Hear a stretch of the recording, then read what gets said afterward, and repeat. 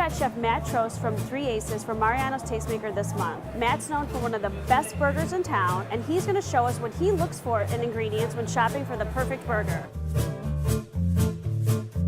One of the things that I know you do is you actually grind your own meat. Very important. So we're going to actually head back into the meat department and grind like the perfect proportions of meat that you like. Sounds good. So we are back here in the meat department with Chef Matt. So let's get grinding. Jonathan's going to help us.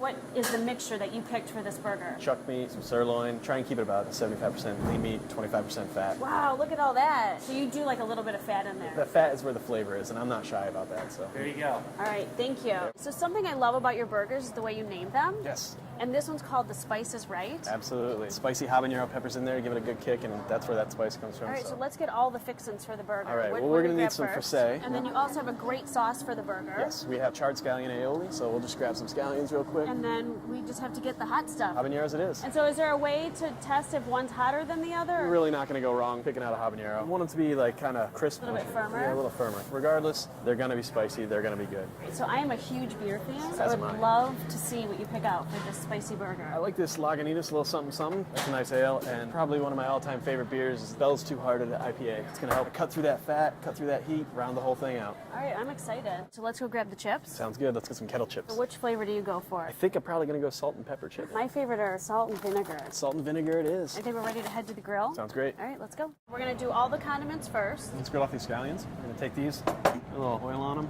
put a little salt. You're basically just trying to cook them down a little bit to the point where you're going to bring out the natural sweetness of the scallion. And also you want some of that char and a little bit of that smokiness. So. Oh, look at that. So you're going to hand chop these, toss it right into that aioli? Yep, we already have some aioli made up, so Yep. we'll get it right in there. You may want to let them cool down first.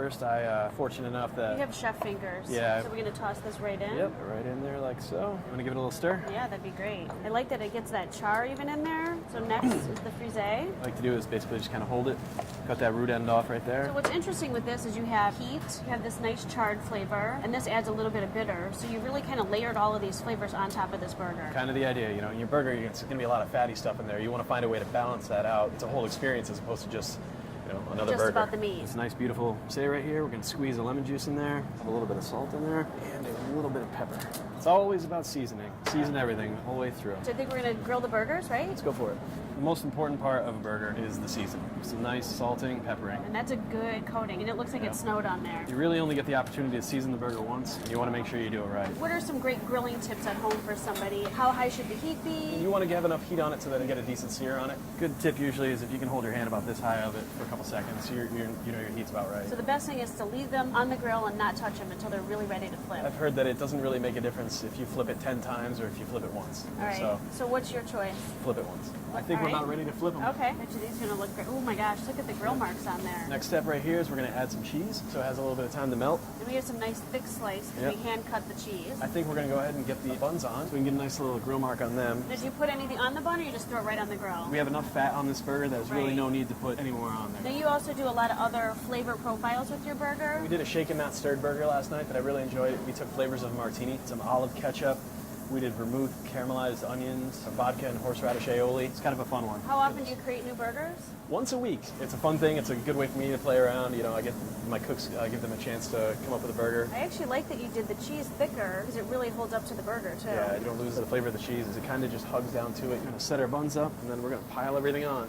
There you go. Ooh, these look fantastic. I'm so excited. We're going to throw on our frisee. I just realized I'm tasting this burger and I'm going to be eating these habanero chilies. It's all right. These habaneros, they've been fried, so like the frying kind of Takes it really down? takes it down a notch. And we're not going to put a million of them on there, just a couple. Charred scallion aioli that we made earlier, and the fat from this will also help coat the Yeah, that looks coat the good. tongue for that. I love that. Show you the old kitchen trick here.